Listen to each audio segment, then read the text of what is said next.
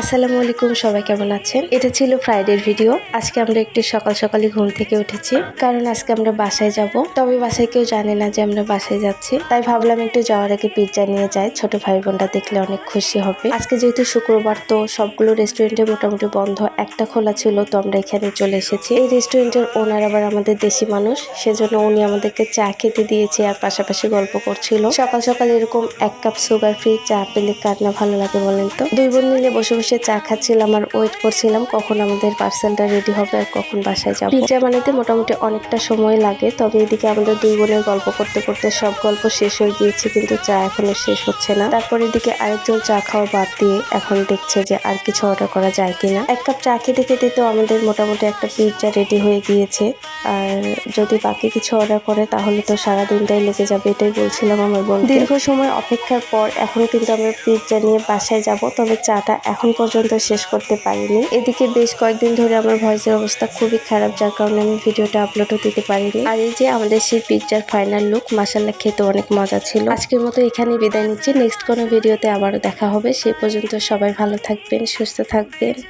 আল্লাহ হাফেজ।